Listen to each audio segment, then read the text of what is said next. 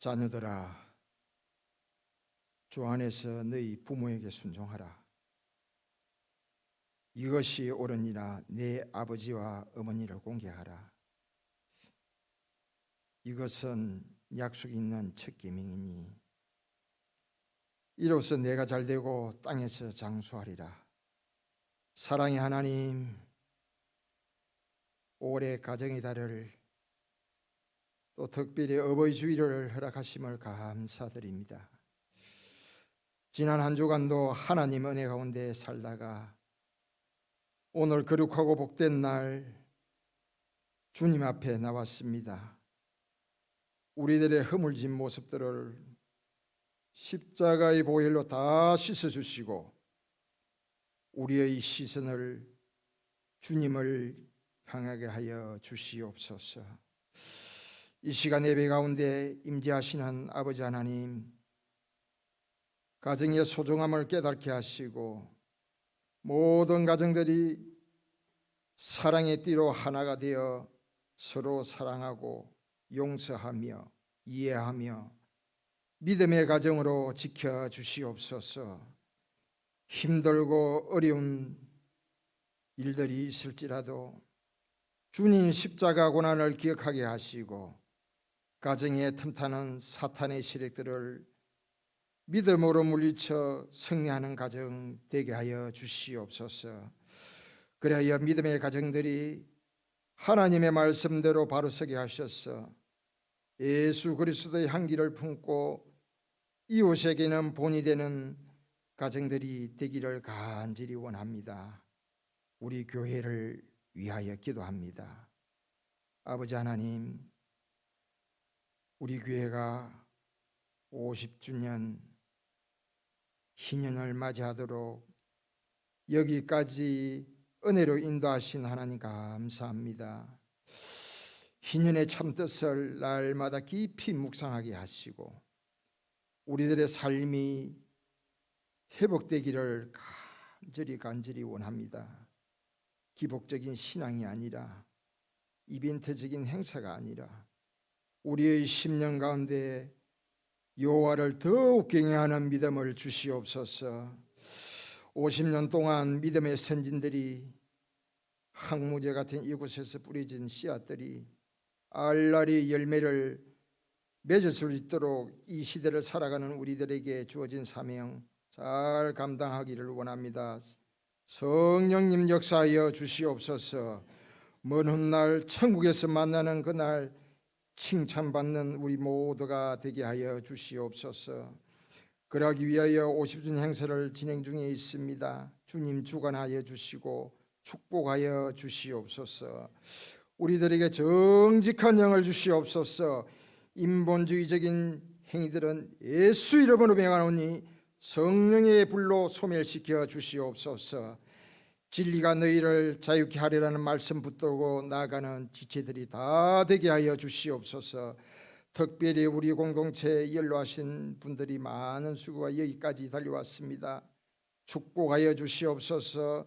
장래에도 지켜주시고 영육간의 강건함을 주시고 주님의 은혜와 평강 속에 살아가게 하옵소서. 한편으로 육신의 질고로 신음하는 분들에게는 속히 회복되는 역사가 일어나게 하여 주시옵소서. 우리의 다음 세대들을 주님의 제자로 삼아 주시기를 간절히 원합니다. 유치부로부터 유년부, 초등부, 중고등부, 청년대학부에 이르기까지 하나님을 인격적으로 만나게 하시고 수고하는 교사들에게 성령 충만한 은혜로 내려주시옵소서. 선교사님을 위하여 기도합니다. 한 영혼이 천하봐도 귀하다는 그 말씀 붙들고 먼 오지에서 문화와 언어가 다른 이국 땅에서 복음 들고 사역하는 손길을 지켜주시옵소서. 강건케 하여 주시옵소서. 부족함이 없도록 필요를 채워 주시옵소서. 무엇보다도 가정과 가족을 눈동자처럼 안보하여 주시옵소서. 이 시간 또 말씀을 대안하실 목사님에게 영감을 다하여 듣는 우리들에게 도전받는 시간 되게 하옵소서. 모든 사역 가운데 생명과 구원의 역사가 일어나게 하여 주시옵소서. 지금도 일하시고 계시는 주님, 할렐루야 찬양대의 찬양을 흠량하여 주시고 찬양으로 영광 돌리는 귀한 시간 되게만 하여 주시옵소서. 예배를 위하여 섬기고 봉사하는 헌신의 손길, 수종되는 모든 지체 위에도 은혜를 내려 주시기를 간절히 원하옵나이다. 하나님, 한 주간을 살아갈 때 내 부모를 공경하라. 이 말씀 실천하는 우리 모두가 되길 원하오며 부족한 죄인 예수님의 이름으로 기도드렸습니다. 아멘.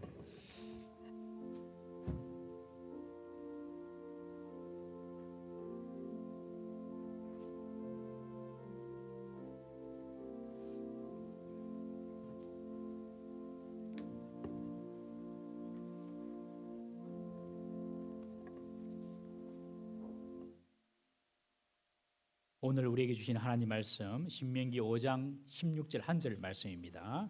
한 절 말씀 우리 함께 두 번 연속으로 한번 읽겠습니다. 신명기 5장 16절 말씀 시작. 너는 내 하나님 여호와께서 명령한 대로 내 부모를 공경하라. 그리하면 내 하나님 여호와가 내게 준 땅에서 내 생명이 길고 복을 누리리라. 아멘. 한번 읽습니다. 너는 내 하나님 여호와께서 명령하신 대로 내 부모를 공경하라. 그리하면 내 하나님 여호와가 내게 준 땅에서 내 생명이 길고 복을 누리리라. 아멘.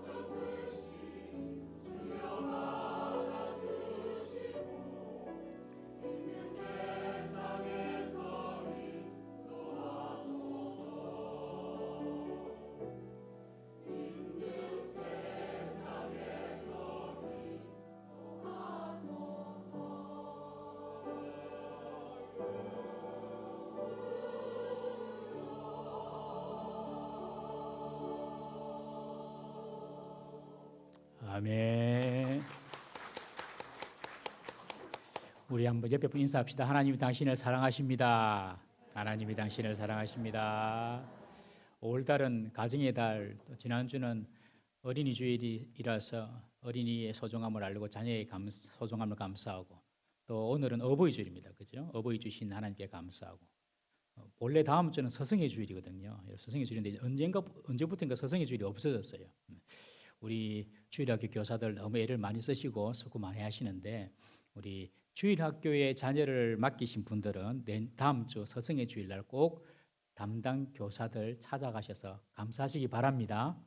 예, 감사합니다. 주일학교를 자기 자녀를 맡겨주신 분들은 꼭 찾아가서 선생님한테 감사하다 이렇게 말씀해 주시면 좋겠습니다. 사실 저는 오늘 어버이 주일인데 별로 설교를 안 하고 싶습니다. 다음부터는 어버이 주일에는 외부에서 좀 와서 설교했으면 좋겠다. 왜냐하면 제가 어버 얘기 잘 못하거든요. 그래서 별로 자신이 없어요. 그래서 오늘은 조용조용히 설교를 하도록 그래야겠습니다. 별로 자신이 없습니다. 여러분들 5월달 가정의 달이라고 하는데, 가정의 달로 만들어 놓았으니까 그래도 가정을 좀 돌아보고 또 가정을 생각하는 그런 기회가 있는 것 같습니다. 여러분, 가정이 어떻게 시작이 되었습니까? 하나님께서 아담을 창조하시고 하와를 아내로 주었습니다. 그러면서 가정이 만들어졌습니다. 하나님이 교회보다 먼저 만드신 기관이 가정입니다. 교회보다 먼저 세우신 기관이 가정이에요. 하나님께서. 교회가 건강해지고 교회가 잘되고 행복하고 교회가 부흥하려면 여러분, 가정이 건강하고 행복하고 가정이 좋아야 됩니다. 그래야지 거기서 모인 사람들이 모인 교회가 건강하고 행복하거든요. 오늘날 사탄 마귀가 교회를 직접적으로 무너뜨리기 위해서 외적으로 교회를 박해하게 하기도 하고 핍박하기도 합니다. 이슬람이나 공산국가 가면은 교회를 막 외적으로 박해하고 핍박하거든요. 또 내적으로 보면 성도 간에 서로 미움이 발생하게 해가지고 성도 간에 서로 시기하고 물고 뜯고, 그리고 또 세상의 가치관, 세상의 생각들이 교회 안에 들어와가지고 교회가 세상처럼 돌아가도록 만드는 그런 사탄의 공격들이 있습니다. 그리고 또한 사탄이 간접적으로 교회를 파괴시키는 방법이 있는데, 그것이 뭐냐면 가정을 파괴시키는 것입니다. 가정이 찢어지게 하는 것이에요. 그러면 성도들이 가정이 힘들면 믿음 생활 하기가 쉽겠습니까? 힘들죠. 그러니 교회를 약화시키고, 가정을 약화시켜서 교회를 약화시키고, 사탄이 그렇게 하는 것입니다. 건강하고 행복한 가정이 되기 위해서는 가정을 창조하시고 만드신 하나님의 원리, 하나님의 법대로 따르면 됩니다. 부부가 먼저 하나님 말씀대로 서로를 존중하고 사랑하고, 부모가 자식을 주님의 훈계와 교훈으로 양육하고 본을 보이고, 자식은 부모님께 순종하고, 그러면 여러분들 그것이 하나님의 원리거든요. 가정도 행복하고 교회도 건강하게 성장할 줄로 믿습니다. 오늘은 어버이 주일을 맞이해서 부모 공경에 대한 자신이 없지만 부모 공경에 대한 하나님 말씀을 살펴보고자 합니다. 여러분, 인간이 태어나서 가장 먼저 만나는 사람이 부모이지 않습니까? 첫 대면하는 사람이 바로 부모입니다. 부모의 관계, 처음 만나는 사람. 이 부모의 관계가 훗날 앞으로 내가 만날 사람들, 그 모든 사람들의 관계를 이루는 모판이 되는 것입니다. 부모가 먼저 이 사실을 알아야 됩니다. 우리가 자녀를 볼 때 얼마나 기쁨으로 자녀를 처음에 봅니까? 그러나 이 자녀가, 이 아이가 제일 먼저 만나는 사람이 나구나, 이 사실을 알아야 됩니다. 부모가 먼저. 나로 인해서 이 아이의 앞으로 미래 인간관계가 형성이 되겠구나, 이 사실을 아셔야 돼요. 아이가 태어났을 때에 그 아이를 환영해주고 축복해주고 격려해주면, 좋아해주면 그 아이가 밝고 긍정적인 사람이 된답니다. 그런데 아이가 태어났는데 아이를 저주하고 싫어하고 뭐가 못생겼니 험담하고 그러면 그 아이가 부정적이고 삐뚤어진 아이가 된다는 그런 실제적인 보고도 있습니다. 제가 분당에서 부교육자 하는 시절에 우리 성도님이 전화가 왔어요. 목사님, 시간 있습니까? 예. 임종 기도를 좀 해주세요. 임종 기도를 좀 해주세요. 갓 태어난 아이인데 임종 기도를 해달라는 거예요. 우리 교회 성도는 아니었습니다. 그래서 분당에 병원에 가서 봤는데 태어난 지 한 2, 3주 돼서 거의 한 달이 안 됐습니다. 한 달이 안 됐는데 애기인데 갓 태어난 애기인데 병이라는 병은 다 갖고 있어요. 소아암부터 고혈압, 당뇨, 애기도 그런 거 다 있대요. 병이란 병은 한 4가지, 5가지 병을 다 갖고 있어요. 그래서 이제 죽게 될 것이다. 그래서 목사님 불러가지고 우리 교회 성도도 아니었어요. 제가 부목사 시절인데 임종기도를 좀 부탁한다. 그래서 그 작은 생명을 위해서 임종기도를 드린 적이 있습니다. 하나님의 영혼을 붙잡아 주십시오. 기도를 하고 난 뒤에 몇 주 지나서 실제로 아이가 천국 갔습니다. 근데 그때 제가 분위기로 보니까 부모가 너무 사이가 안 좋은 거예요. 너무 사이가, 젊은 부모들 너무 사이가 안 좋았어요. 결국엔 두 부모가 헤어졌어요. 그런 가운데서 자란 아이가 얼마나 힘들었을까 이런 생각도 해보았습니다. 여러분, 태교가 너무 중요하다고 하잖아요. 태어난 이후에도 중요합니다. 계속 자녀를 축복해주고 자녀에 대해서 감사하고 격려해줘야 됩니다. 그래야지 그 자녀가 부모와의 좋은 관계 속에서 앞으로 사람과의 관계도 자신감 있게 잘할 수가 있는 거예요. 아이가 가장 먼저 만나는 사람이 부모입니다. 그러니 부모가 먼저 자녀에게 잘해야 됩니다. 동의하시면 아멘. 네, 감사합니다. 그리고 자녀도 동시에 부모를 가장 먼저 보는 사람이기 때문에 부모를 사랑하고 공경해야 됩니다. 오늘 본문은 이스라엘 백성들이 가나안 땅에 들어가 살 때에 지켜야 될 10가지 계명을 선포하는 이야기입니다. 이스라엘 백성들을 향해서 너희들이 가나안 땅에 들어가게 되면 너희들은 하나님의 백성, 나의 백성이기 때문에 나의 백성은 10계명을 지켜야 된다 하면서 10가지 계명을 쫙 주시는데 1계명부터 4계명까지는 하나님 섬김에 대한 계명입니다. 하나님 어떻게 섬길지 하나님에 관한 계명이고 5계명부터 10계명까지는 사람 관계에 대한 계명입니다. 사람과의 관계를 어떻게 만들어갈지요. 그런데 그 사람과의 관계에 대한 계명 중에서 5번째 계명이 첫 번째 계명인데 그것이 바로 내 부모를 공경하라 하는 것입니다. 가장 먼저 내 부모를 공경하라. 사람과의 관계에서 첫 번째 주신 사람에 대한 계명, 부모다 부모, 내 부모를 공경하라. 왜 하나님은 인간관계에서 부모 공경을 제일 먼저 명령하셨겠습니까? 3가지로 살펴보고자 합니다. 첫 번째는요, 부모는 생명의 뿌리이기 때문에 그렇습니다. 생명의 뿌리. 사람들이 크고 자라면 자기가 자아가 생기고 장성하면 부모의 존재를 잊어버립니다. 그냥 자기가 잘나서 그냥 뚝딱 태어난 줄 알아요. 여러분, 부모 없이 이 땅에 태어난 사람 아무도 없습니다. 부모가 내 존재의 출생의 시작의 이유인 줄 알아야 됩니다. 부모가 내 생명의 시작입니다. 부모의 생명이 없었다면 내가 태어날 수가 없거든요.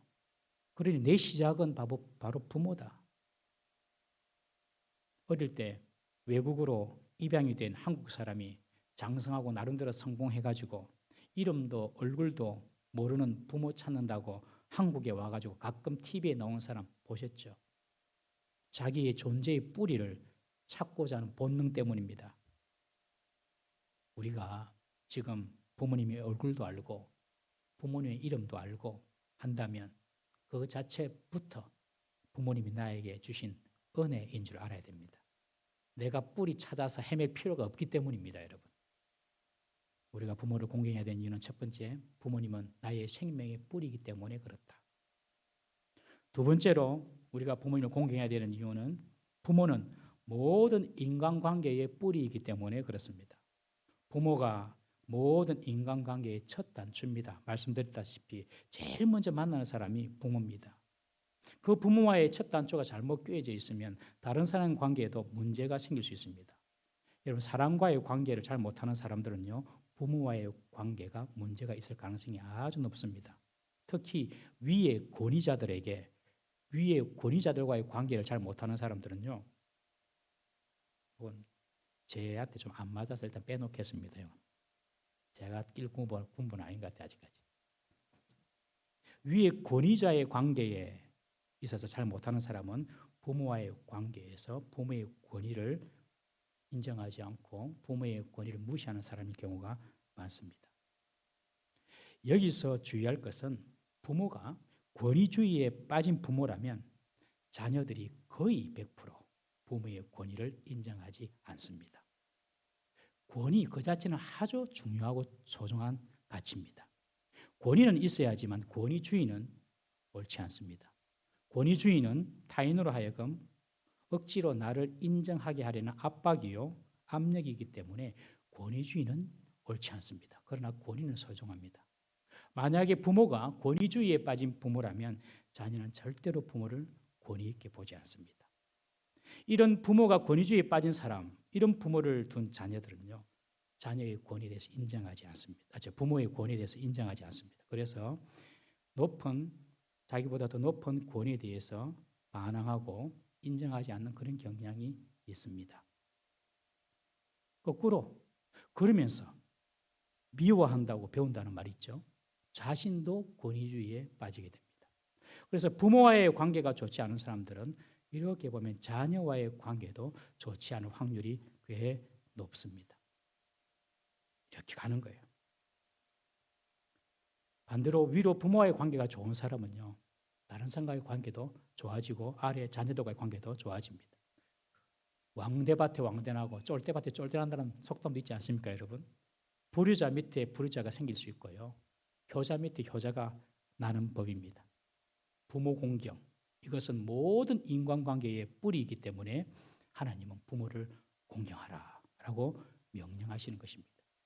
모든 인간관계의 뿌리가 되는 부모, 그렇기 때문에 부모를 반드시 공경해야 됩니다.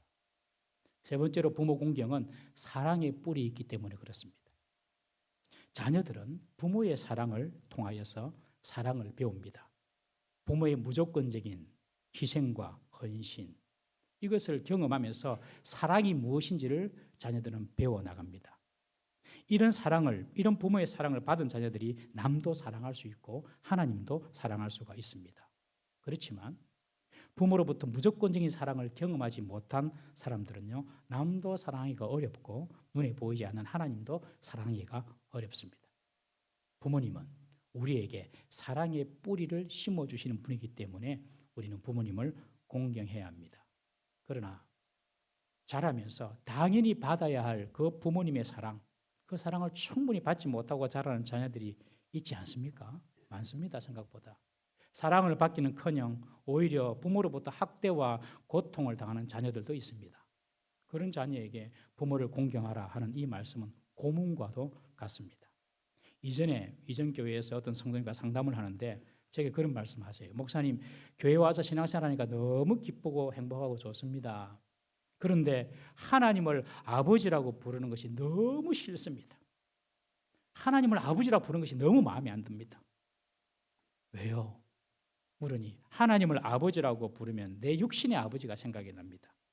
우리 아버지 가정에 소홀하고 자녀들에게 무관심하고 술만 드시고 오면 엄마와 싸우고 폭행도 하고 다른 아줌마랑 사랑이나 나누고 자기 멋대로 자기만 아는 철없는 이기주의와 권위주의로 똘똘 뭉친 그 아버지 생각이 나서 교회 와서 하나님 아버지 하면 아버지가 생각이 나서 너무 싫다는 거예요.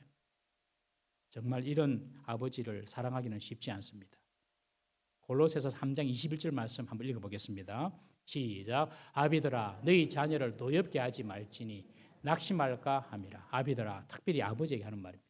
부모도 포함됩니다만은 너희 자녀를 노엽게 하지 마라. 여러분, 부모만 생각하면 노여움과 분노가 치밀어 오르는 자녀, 그런 자녀가 정말 부모 사랑할 수 있겠습니까? 참 힘듭니다.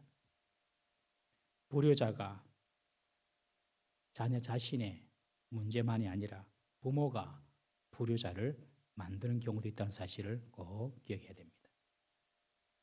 부모가 부모답지 못할 때에 자녀로부터 존경과 공경을 받지 못할 수 있습니다. 오늘 예배 나오신 우리 성도님들은 탁 깨놓고 자녀들과 한번 이야기할 수 있기를 바랍니다. 혹시 관계가 좀 부부러지고 안 좋으면은 탁 깨놓고 정말 자녀들과 다 푸시기를 바랍니다. 부모와의 관계가 공경과 사랑의 관계가 돼야지만 하나님과의 관계도 정상적으로 자랄 수가 있거든요. 링라더너라는 그런 미국 작가가 있는데 이 미국 작가 이런 말을 했습니다. 어떤 가정에서 태어나느냐보다 어떤 가족을 이루느냐가 중요하다. 어떤 가정에서 태어나느냐보다 어떤 가족을 이루느냐가 중요하다. 이 말은 비록 사랑과 행복이 가득한 가정에서 태어나지 못했다 하더라도 내가 그런 가족을 이루는 것이 중요하다라는 그런 뜻입니다. 그런데 어떻게 이것이 가능하게 될까요? 어떻게 이것이 가능하게 되겠습니까? 여러분, 비록 육신의 부모의 사랑과 돌봄을 받지는 못했지만 우리가 참되신 아버지이신 하나님을 믿고 그리고 하나님의 사랑을 제대로 깨닫게 되면 오히려 미워하는 그 부모도 불쌍히 여기는 마음이 들고 용서하는 마음이 들고 사랑하는 마음이 됨을 꼭 믿으시기를 바랍니다. 하나님을 제대로 딱 만나는 사람은요, 반드시 원수 같은 부모도 불쌍히 여기고 사랑하게 됩니다. 하나님의 사랑을 경험합니다. 우리 하나님 아버지의 사랑 완전하신 사랑입니다. 육신의 부모도 죄인입니다. 육신의 부모도 연약합니다. 육신의 부모도 자식들을 돌보지 못하고 포기할 수 있습니다. 혹시 우리 가운데 그런 분이 있으면 너무 마음에 양심의 가책을 갖지 말기를 바랍니다. 육신의 부모도 연약합니다, 여러분. 포기할 수도 있어요, 자녀를. 그러나 우리 하나님은 결단코 우리를 포기하거나 버리신 분이 아니십니다. 이 하나님의 사랑을 알아야 됩니다. 우리 이사야 49장 15절 말씀 한번 읽어보겠습니다. 시작. 여인이 어찌 그 젖먹는 자식을 잊겠으며 자기 태에서 난 아들을 긍휼히 여기지 않겠느냐. 그들은 혹시 잊을지라도 나는 너를 잊지 아니할 것이라. 내가 너를 내 손바닥에 새겼고 나의 성벽이 항상 내 앞에 있나니. 하나님이 말씀하셨어요. 여인도 잊을 수 있다, 자기가 난 자식을. 얼마나 하나님께서 인간에 대한 이해가 깊으신지 놀랍지 않습니까? 얼마나 하나님이 인간에 대한 배려와 마음이 넓으신지 말씀하십니다. 여인도 자기 자식 있을 수 있어. 부모도 자식 자기가 연약해서 그냥 어쩔 수 없어서 내버릴 수도 있어. 하나님이 그렇게 말씀하시는 거예요. 그러나 나는 너희를 잊지 않고 너희를 내 손바닥에 내가 새겼다. 여러분, 하나님은 우리를 절대로 잊지 않습니다. 부모도 다 연약하기 때문에 완전할 수 없지만 하나님은 우리를 잊지 않음을 믿으시기 바랍니다. 그 하나님의 사랑을 다 깨닫고 나면요, 내게 잘못해준 부모도 불쌍히 여기게 되고 여러분 이해하게 되는 역사가 일어납니다. 이런 역사가 일어나기를 주의 이름으로 축원합니다. 부모와 자식과의 관계에서 부모는 자식에게 생명의 뿌리고 관계의 뿌리고 사랑의 뿌리입니다. 그래서 하나님은 모든 인간관계의 최우선으로 부모 공경을 명령하고 있습니다. 우리는 이 부모 공경이 명령이라는 사실을 기억해야 합니다. 한번 따라할까요? 부모 공경은 명령입니다. 우리 읽었던 본문 신명기 5장 16절을 너는 내 하나님 여호와께서 명령한 대로 내 부모를 공경하라. 그렇게 명령하고 있습니다. 지금 이스라엘 백성들이 가나안 땅에 들어가 살 터인데 그곳 사람들은 부모 공경을 할 줄 모르거든요. 그러니 너희들은 나의 백성이니까 가나안 땅에 들어가면 그들과 다르게 살아라. 그것이 뭐냐? 인간관계에서 첫 번째 부모를 공경하는 것이다. 그리고 부모 공경에 하나님은 복을 주시겠다고 약속하십니다. 왜요? 부모 공경하는 것이 쉽지 않거든요. 그러니 부모 공경하면 내가 복을 주겠다라고 약속하십니다. 어떤 복을 주신다고요? 땅에서 잘 되고 그리고 장수하는 복입니다. 우리 에베소서 6장 우리 1절 2절 3절에 한번 다 같이 읽어볼까요? 시작. 자녀들아 주 안에서 너희 부모에게 순종하라. 이것이 옳으니라. 내 아버지와 어머니를 공경하라. 이것이 약속 있는 첫 계명이니 3절 말씀에 이로써 내가 잘되고 땅에서 장수하리라. 성경에서 말하는 잘되고 장수한다는 복은 1차적으로 내세의 복 그리고 영생의 복을 의미합니다만은 오늘 부모 공경에서는 더욱 구체적으로 땅이라고 명시하고 있습니다. 즉 부모 공경은 바로 이 땅에서 장수의 복과 형통의 복을 받는 비결이라는 것입니다. 부모 공경하면 여러분 부모가 좋아지는 것이 아니라 내가 좋아지는 것입니다. 내가 잘되고 장수하는 것입니다. 자꾸 내 길이 좀 막히고 하는 일이 자꾸 무위로 돌아가고 뭔가 좀 안 뚫리고 안 풀리고 그렇습니까? 그럼 내가 정말 부모님을 공경하고 내가 정말 부모님을 사랑하고 내가 부모님께 도리를 다하는가 우리 자신 한번 돌아볼 필요가 있습니다. 부모 공경을 잘해서 복받은 얘가 구약의 룻이지 않습니까, 여러분? 룻은 모압 여인이었습니다. 이방 여인이었습니다. 그런데 시어머니 나오미를 따라서, 나오미라는 시어머니를 따라서 베들레헴으로 와서 시어머니를 평생 모십니다. 친어머니도 아니고 시어머니를 평생 모십니다. 남편도 죽고 자녀도 없습니다.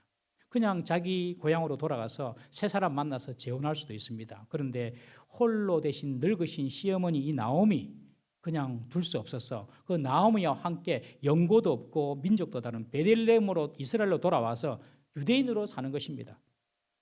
베들레헴으로 돌아와서 시어머니 나오미의 생계를 위해서 혼자서 밭에 나가서 남의 밭에 떨어진 이삭을 줍습니다. 당시 가난한 자, 과부 그리고 또 나그네들 위하여서 추수할 때 좀 이삭을 좀 남겨두거든요. 그러니 가서 남의 밭에 가서 그냥 그 이삭을 줍습니다. 거지처럼 구걸하듯이 거지처럼 사는 거죠. 그런데 알고 보니까 그 밭의 주인이 바로 자기 시아버지의 먼 친척 보아스의 밭이었습니다. 이 룻을 보면 그 룻이라는 여인을 딱 보면 그 인생에 전혀 앞으로 새로운 일이나 좋은 일이 일어날 것처럼 보이지 않는 여인이었습니다. 그냥 소망이 없습니다. 그냥 룻만 보면 그 인생에 그냥 다른 일들이 일어날 것 같지 않은 그냥 그대로 살다가 그냥 인생 끝날 그런 여인처럼 보입니다만은 이 룻이 나의 밭에 와가지고 이삭을 줍는데 그것이 주위 사람들에게 이렇게 아름아름 알려지게 돼가지고 알고 보니까 그 밭 주인인 보아스를 만나게 됩니다. 결국 이 보아스와 결혼하게 됩니다. 그리고 이 룻이 다윗의 조상이 되고 다윗 왕가를 이루는 엄청난 축복을 받게 됩니다. 하나님은 효도하고 부모 공경할 줄 아는 사람에게 기회도 주시는 분이십니다. 그리고 상상할 수 없는 복을 주십니다. 내 운명 팔자를 벗어난 복을 하나님은 주십니다. 그런 복을 다 받으시는 우리 성도 되시기를 바랍니다. 그 출발이 부모 공경입니다. 부모 공경. 여러분 어떻게 하면 구체적으로 부모님을 공경할 수 있을까요? 4가지로 살펴봤습니다. 첫 번째로 부모를 공경하다라는 이 공경의 단어는요 무겁다라는 뜻입니다. 그러니 부모를 공경한다 이 말은 부모를 무겁게 여긴다 이 말입니다. 부모를 가볍게 경홀히 여기는 것이 아니라 부모를 무겁게 여기는 것입니다. 우리 잠언 23장 22절 말씀 한번 읽어보겠습니다. 시작. 너를 낳은 아비에게 정종하고 내 늙은 어미를 경히 여기지 말지어다. 여기서 경히 여긴다는 것은 가볍게 여기는 거거든요. 부모님이 내게 해준 게 뭐가 있다고. 부모님이 지금 이 세상이 어떤 시대인데 저렇게 시대에 뒤떨어진 저런 생각과 사고와 행동을 하냐고. 혹은 부모가 가난하고 부모가 배우지 못했다고 부모를 무시하고 가볍게 여기지 말라는 것입니다. 부모를 무거운 분으로 여겨라. 부모를 무거운 분, 부모를 중요한 분으로 여기고 부모님이 뭐라고 하면 잘 들으라. 노인네가 뭘 안다고. 이런 식으로 부모를 폄하하고 부모를 무시하고 부모의 소리를 잔소리로 듣지 마라. 이런 부모를 무겁게 여기시길 바랍니다. 중요하게 여기시기 바랍니다. 그것이 바로 부모를 공경하는 것입니다. 두 번째로 부모 공경은 부모님의 말씀에 순종하는 것입니다. 에베소서 6장 1절 말씀을 다시 한번 읽어보겠습니다. 시작. 자녀들아 주 안에서 너희 부모에게 순종하라. 이것이 옳으니라. 자식 못되게 하는 부모 없습니다. 요새는 워낙 이상한 세상이 돼가지고 자식을 진짜 못되게 하는 부모는 정말 간혹 봅니다만은 그러나 부모 자신이 능력이 없고 부모 자신이 자기 뜻대로 뭔가 하지 못해서 그렇지 부모 못되기를 바라는 자녀 못되기를 바라는 부모는 없습니다. 그러므로 부모님이 하는 말에 자녀들은 잘 들어야 됩니다. 순종해야 됩니다.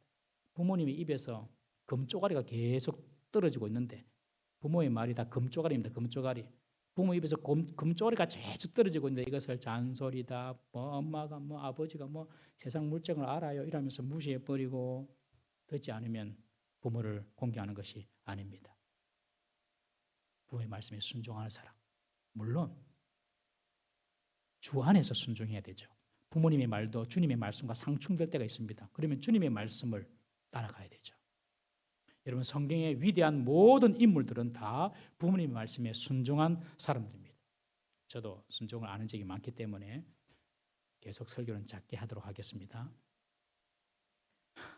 다 순종한 사람이에요. 성경에 나오는 모든 인물들 다 순종한 사람, 부모님께. 요셉을 보십시오. 요셉은 형들의 일거수일투족을 다 아버지께 보고합니다.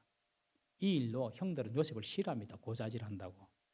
그러던 중에 아버지 야곱이 형들이 집을 멀리 떠나서 세겜이라는 곳에서 양을 치고 있는데 형들 양 잘 치고 있는지 형들은 안전한지 한번 보고 오라고 심부름을 시킵니다. 야곱이 그리고 요셉이 살고 있었던 그 헤브론에서 지금 형들이 양 치는 곳은 80km 떨어져 있는 곳입니다. 80km. 지금도 오늘날도 80km는 짧은 거리가 아니죠. 자동차를 타고 1시간을 달려야 되는 거리인데 그 당시 뭐 별 게 있습니까? 교통수단이. 그런데 80km 떨어진 그곳에 가서 형들 어떻게 지는지 보고 오라. 그것도 자기를 잡아먹지 못해가지고 어르렁거리고 있는 그 형들, 자기를 환영하는 형들이 아닙니다. 그때 요셉이 말합니다. 내 아버지 다녀오겠습니다. 다른 말 없습니다. 내 아버지 그리하겠습니다. 네, 그리하겠습니다. 그 길은 요셉에게 죽음과도 같은 길이 되고 말았습니다. 형들에게 팔려서 애굽의 종으로 끌려가 22년 동안 가족들과 헤어지죠. 그런 위험이 실존하는 그런 길이었지만 요셉은 아버지 야곱의 말씀에 순종하면서 나아갑니다. 그 시간, 순종의 시간이 고통과 후회의 시간이었지만 결국 하나님은 그 요셉을 애굽의 총리로 만드는 과정이었습니다. 여러분, 부모님께 순종할 때 하나님께서 이런 복이 옴을 믿으시기 바랍니다. 오늘 이 자리에 우리 자녀들 부모님 말씀에 순종하십시오. 반드시 하나님께서 복을 주십니다. 다윗도 보십시오. 다윗이 그 아버지 이세, 아버지가 이세인데 그 아버지 이세의 집에 사무엘이 찾아옵니다. 사무엘이 찾아와가지고 내가 이스라엘의 왕들을 뽑겠다. 네 아들 다 불러라.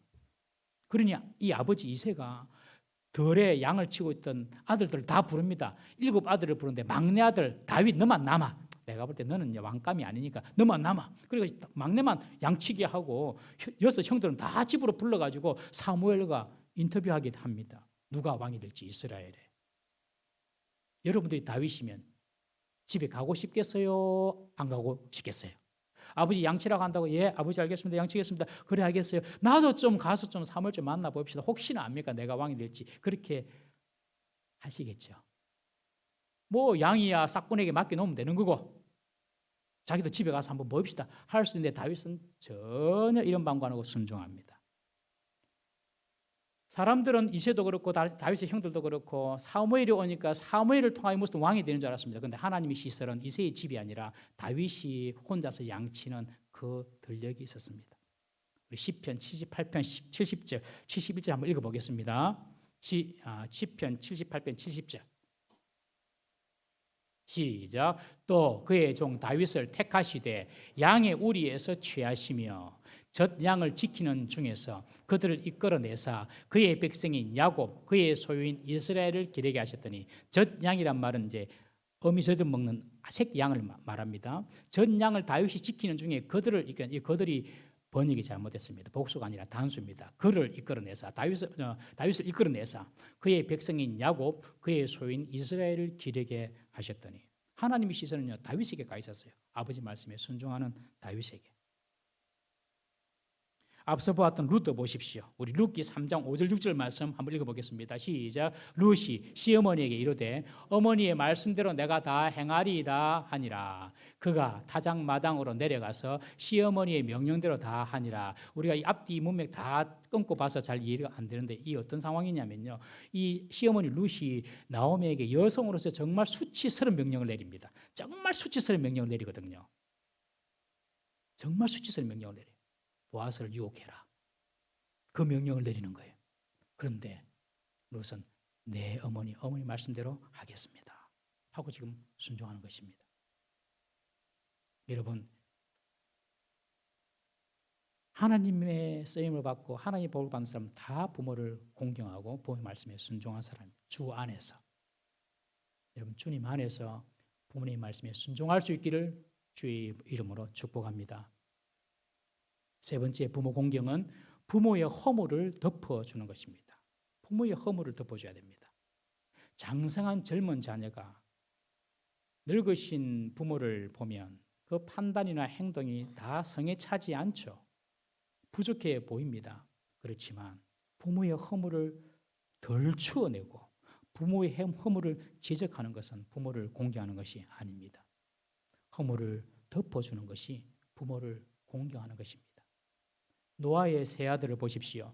노아가 포도농사를 지은 후에 포도주를 먹고 취해서 자기 장막에서 벌거벗고 자고 있었습니다. 이것을 본 둘째 아들 함이 아버지가 벌거벗고 잔다고 동네방네 소문을 냅니다. 함의 형 셈, 함의 동생 야벳이 아버지 그 벌거벗고 잔다는 소리를 듣고 아버지의 수치를 가리기 위해서 옷을 들고 성경에 보면 뒷걸음쳐서, 우리가 창세기 때 봤죠. 뒷걸음쳐서 아버지의 부끄러운 부분을 덮어줍니다. 아버지가 나중에 깨어서 함을 저주하죠. 함의 후손들은 앞으로 셈, 너희 형 셈의 후손들, 동생 야벳의 후손을 섬기는 종이 될 것이다. 여러분, 남의 허물을 덜쳐내는 것도 성경은 금지하고 있습니다. 하물며 아버지의 허물을 덜쳐내는 것은요, 하나님의 징계를 받을 행위인 것입니다. 부모의 인생도 약점이 있고 수치가 있습니다. 부모의 인생도 부끄러운 부분이 있고 후회되는 부분이 있고 실수가 있습니다. 그것을 자녀들이 덜쳐내는 것은 부모를 공경하는 것이 아닙니다. 그냥 덮어주면 됩니다. 그냥 덮어주면 그것이 부모를 공경하는 것이고 그것이 하나님으로부터 복을 받는 비결인 것입니다. 우리 디모데전서 5장 1절 말씀 한번 읽어보겠습니다. 시작. 늙은이를 꾸짖지 말고 권하되 아버지에게 하듯 하며 젊은이들에게 형제 하듯 하더고 늙은이들 나이 드신 분들 아버지에게 하듯 해라. 꾸짖지 마라. 여러분, 부모의 허물을 덮어주는 것 부모 공경하는 방법인 줄 믿으시길 바랍니다. 그런 정말 착한 우리 성도들 되시기를 주의 이름으로 축복합니다. 마지막 네 번째로 부모 공경은 부모의 필요를 채워주는 것입니다. 부모가 연세가 드실수록 신체적으로 약해지기 마련입니다. 감기가 걸려도요, 잘 안 나아요. 한 달도 가고 두 달도 갑니다. 신체적으로도 부모의 육신은 약해지고 심리적으로도 위축되고 나이가 들면요, 그리고 정서적으로도 외로워지고 물질적으로도 궁핍해질 수가 있습니다. 이런 부모의 필요를 알고 실제적으로 채워주는 것이 부모를 공경하는 것입니다. 히브리어로 고르반이란 말이죠. 고르반. 이 고르반은 하나님께 드리기 위해서 특별히 구별됐다라는 그런 뜻입니다. 하나님께 드리기 위하여 구별된 예물 이런 뜻이거든요. 그런데 이것을 신약 시대에 바리새인들은 악용해가지고 어떤 부모님께 드려야 될 그런 물질이나 부모님께 드려야 될 어떤 부분들을 가지고 고르반이라고 선포합니다. 그리고 부모님께 드리지 않고 그것을 자기 소유로 삼는 그런 악한 일들을 이 바리새인들이 했어요. 이런 바리새인들을 향하여 예수님은 너희들이 부모 공경이라는 하나님의 말씀을 고르반이라는 너희의 전통을 따라서 그 전통 지킨다고 하나님 말씀을, 부모 공경이라는 하나님 말씀을 폐한다라고 책망하십니다. 그러면서 부모의 필요에 대한 공급을 게을리하지 말 것을 교훈하십니다.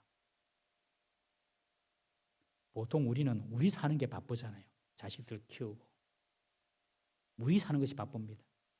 그래서 마음은 있지만 실제적으로 같이 부모님께 시간도 잘 못 내드리고 잘 돌보지 못할 때가 참 많습니다. 마음은 있죠. 마음은 있는데 또한 내 형편이 아직까지 좀 안정되지 못해가지고 내 형편이 아직까지 준비가 되지 않아서 부모님의 필요가 보이지만 그냥 방치해두는 경우가 종종 있습니다.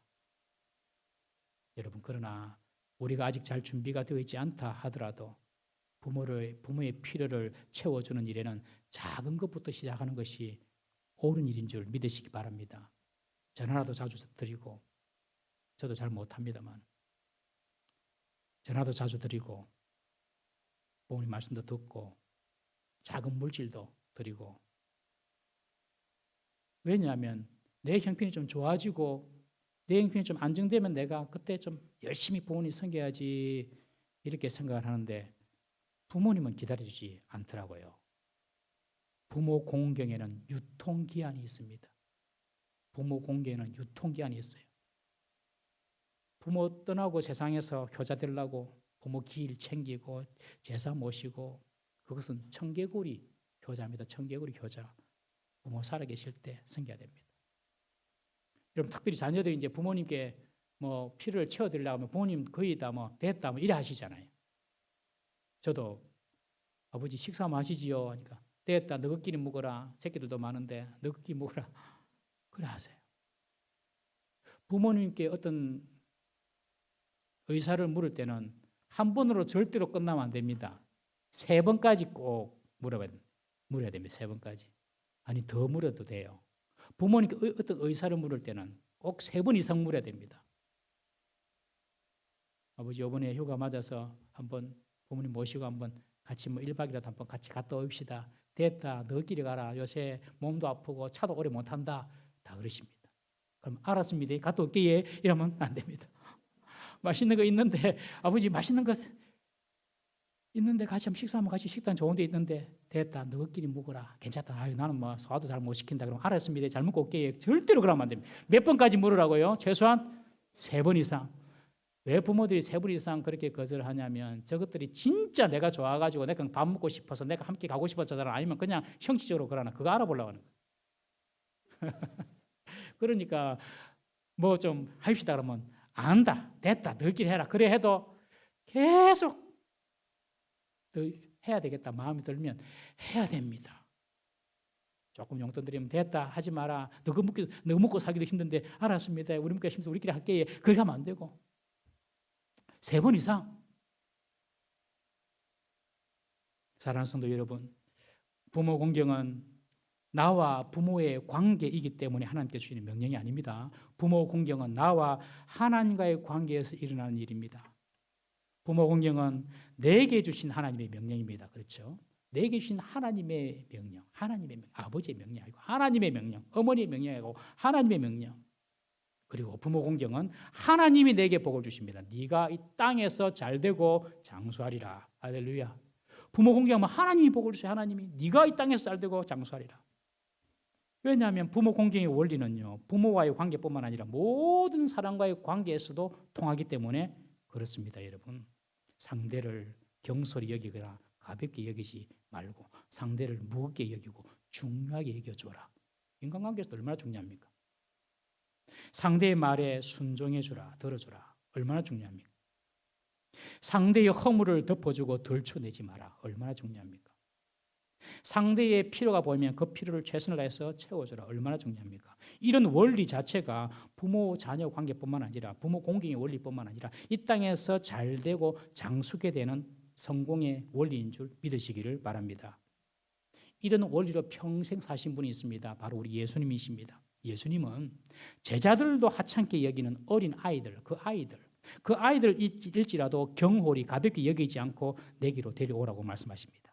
예수님은 남편을 5 두었던 수가성의 여인의 말조차도 무시하지 않고 존중히 여기면서 그 어려운 비밀스러운 예배에 관한 이야기를 풀어주십니다. 예수님은 현장에서 가늠하다가 잡혀온 그 여인의 죄까지 덜추지 않고 다 덮어주시면서 나도 너를 정죄하지 않겠다. 여러분, 우리가 예수님 안에 있으면 주님은 우리의 죄를 정죄하지 않습니다. 허물을 덮어줍니다. 예수님은 천국 복음과 떡으로 사람의 영혼과 육신의 결핍과 필요를 채워 주셨습니다. 배가 고픈 군중들 향하여 오병이어로 먹여주시지 않습니까? 이런 원리가 부모 공경의 원리만 아니라 모든 인간관계의 원리예요. 그러니 그 사람이 안 잘 되겠습니까? 잘 될 수밖에 없죠. 또한 부모 공경의 최고의 모델이 바로 예수님이십니다. 예수님은 자기 뜻을 내려놓고 하나님 말씀에 순종하여서 하나님께 공경하여서 가신 곳이 십자가입니다. 겉으로는 죽음의 길처럼 보였으나 부활의 영광으로 수많은 영혼이 구원받는 생명의 길이 된 것입니다. 이런 예수님을 우리들이 믿고 있습니다. 우리도 예수님을 따라가는 예수님의 제자가 되어야 될 줄로 믿습니다. 사랑하는 성도님 여러분, 부모 공경은 하나님이 우리에게 주신 축복의 방편임을 꼭 기억하십시오. 우리 가운데 이미 부모님이 소천하시고 계시지 않는 분도 계시죠. 그런 분은 하나님을 진짜 내 아버지처럼 섬기십시오. 그리고 우리 교회 어른들을 아버지처럼 그런 마음을 가지고 어머니처럼 그런 마음을 가지고 공경하십시오. 지금 아직 부모님이 우리 곁에 계시는 분들은 부모님을 더욱 공경함으로 하나님을 기쁘시게 하십시다. 부모 공경에도 유통기한이 있다는 사실을 꼭 기억하고 오늘 하나님 말씀처럼 부모님을 공경할 때에 하나님께서 이 땅에서 잘되고 형통케 하는 복을 주실 것입니다. 그런 복을 다 받아 누리는 우리 성도님 되시기를 주님의 이름으로 축복합니다. 기도하겠습니다. 다 같이 이 시간 한번 통성을 한번 기도합니다. 주님, 내가 지금까지 부모님 공경하지 못한 걸 용서해 주십시오. 마음은 있었습니다만은 실제적으로 행동하지 못한 건 용서해 주십시오. 그러나 오늘부터 비록 내 형편이 또 내 환경이 완전하지 않다 하더라도 작은 것부터 부모님을 공경할 수 있도록 주님 나를 주님께서 이끌어 달라고 다 같이 한번 주여 한번 부르짖고 통성으로 기도하시겠습니다. 주여 아버지, 우리가